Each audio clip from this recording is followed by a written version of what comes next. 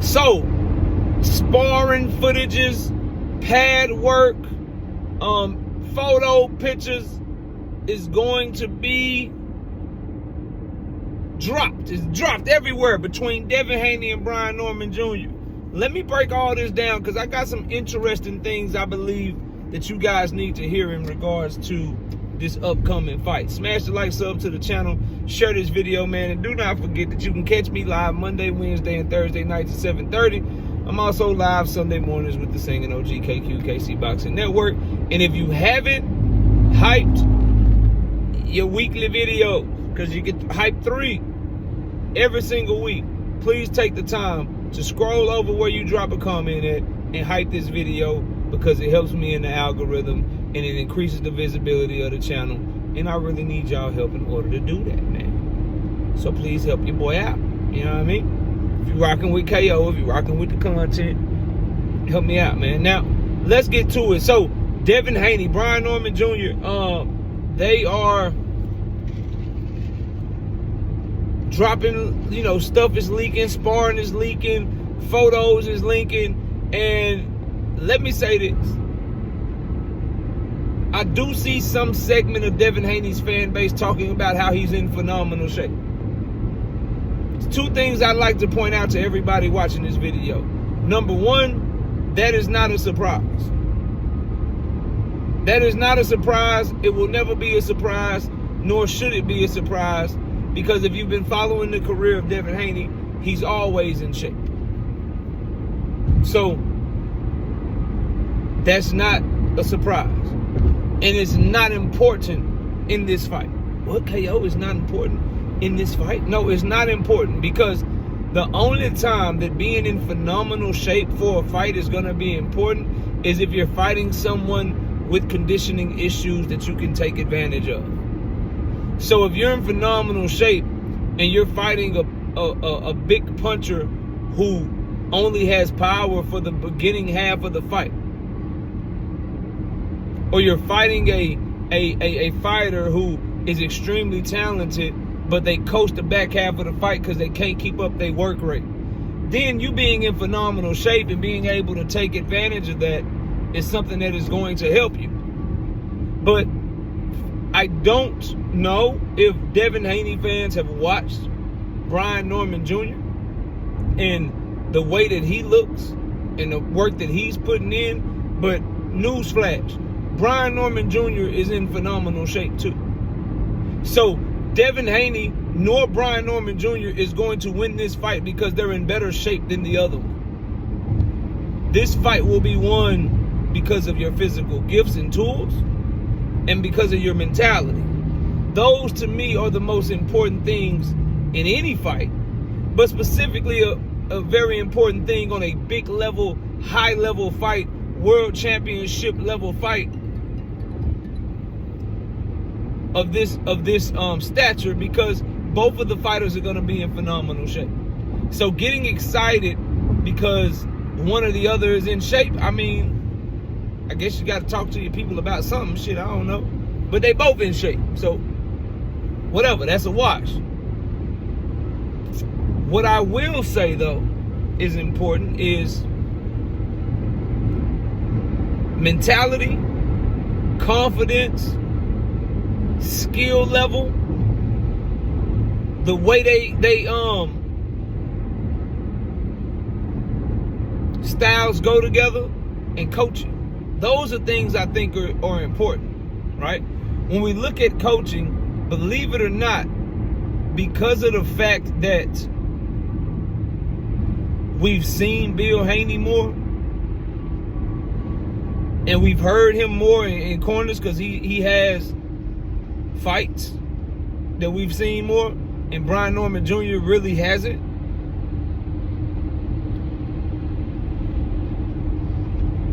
We've also been able to see Bill mess up a whole lot more. Now, Brian Norman Sr. could get in there and he could totally wet the bed and not coach well. But I'll say, when I hear them talk boxing, X's and O's, in the ring, on different interviews and shit that they've done, it's clear that Brian Norman Sr. knows more about the sweet science than Bill Haney does. Which is expected because Brian Norman Sr. is a former professional fighter. And he has experience that Bill Haney doesn't have. While Bill Haney was committing white-collar crimes and putting women on the stroll, Brian Norman Sr. was trying to be a professional fighter. So he's been in gyms longer. He has more experience with boxing. So that's to be expected. The questions about Bill Haney are always the same going into every Devin Haney fight. If Devin can't out-physical someone with his gifts, where are the adjustments at? Leading up to a fight, what is the game plan? Why do we have these questions about Bill Haney? Well, because of how the Ryan Garcia fight played out. The emotions and the way that he built up to that fight, and then his corner work in that fight. His corner work in the Lomachenko fight when Devin was looking for answers. Every time we've seen Devin in a position looking for answers in a tough moment in a fight, Bill Haney has never had any. He's never had any. So that's a huge question mark surrounding this fight. When we look at the mentality and the confidence of the fighters and we compare how Brian Norman Jr. has looked in his last 2 or 3 fights in comparison to how Devin Haney has looked in his last 2 fights. The Regis Prograis performance was almost 2 years ago at the time that this fight is happening. He fought Regis in November of 2023.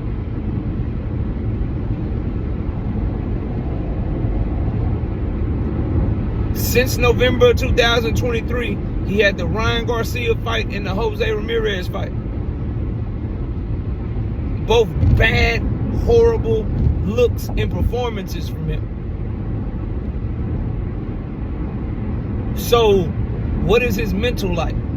Did Ryan Garcia take too much from him in the ring that night? Because I was talking about this shit with people about the Tank Davis and Jake Paul fight, and that is, you can say that that's an exhibition, you can say whatever you want to say about it, but it's real life consequences behind that shit. If Tank Davis get knocked out, there is not a single person who'll be like, oh, he got knocked out, nigga, no big deal. I mean, shit, it was an exhibition, so it didn't count. I'm drawing the analogy of Devin Haney like, oh, they put a no contest, Devin is still undefeated. Yeah, nigga, that's cool. He still took them left hooks, though. That still is affecting his mental, affecting his heart. So much so, in fact, he's the only fighter that has sued him up for battery inside the ring because it did so much damage to his brain. You can't say that it didn't damage him when he sued for emotional damage. Clearly, it damaged him. Then you look at how he had a fight coming off of that against Jose Ramirez where he looked like a shell of himself. Maybe not physically, but a shell of himself mentally and confidence-wise. Plenty of openings there for him to step on Jose Ramirez. He wouldn't pull the trigger. Jose Ramirez got close, would throw a hook, and Devin looked like his body would just go into shock. He would just cover up, hurry up, try to jab real quick, hurry up, try to run up out of there. Like, he just looked like a shell of himself, like he don't have a nerve for that shit no more.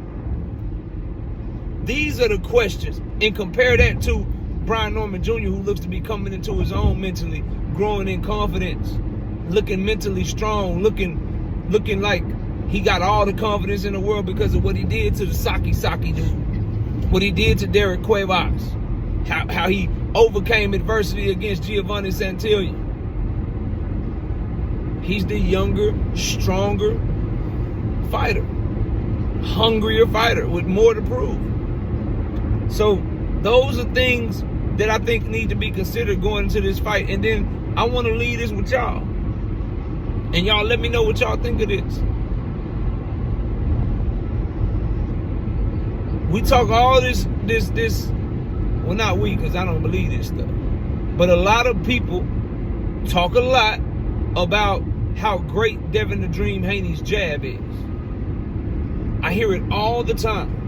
He got such a great jab. A lot of his fans got such a great jab. Brian Norman Jr. stopped Derek Cuevas with a jab.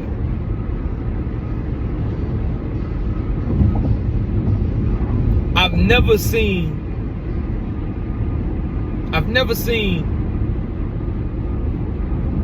Devin Haney do that, number one. Number two, let me put something on your mind. Let me put something on your mind, and y'all think about this for a second as I leave y'all. A lot of times in boxing, we'll see two fighters, and they'll try to time each other, and they'll jab at the same time. Jab at the same time.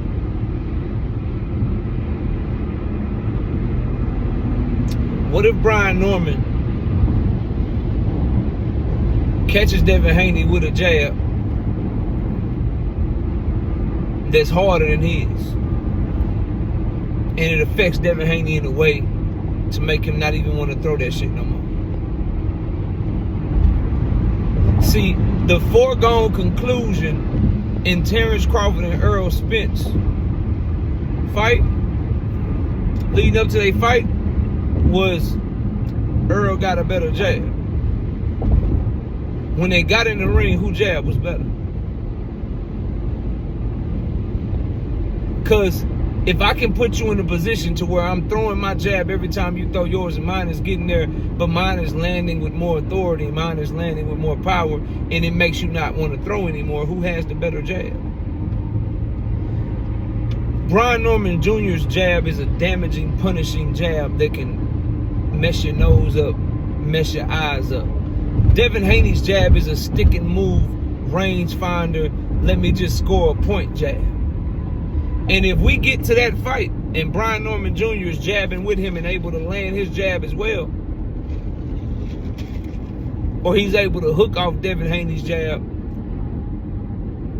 there is a chance, because of Brian Norman Jr.'s fighting style and how athletic he is, Devin's greatest strength could be his greatest weakness in this fight with Brian Norman Jr. Just something for y'all to think about. Smash a like, sub to the channel. I'll see y'all soon. Peace.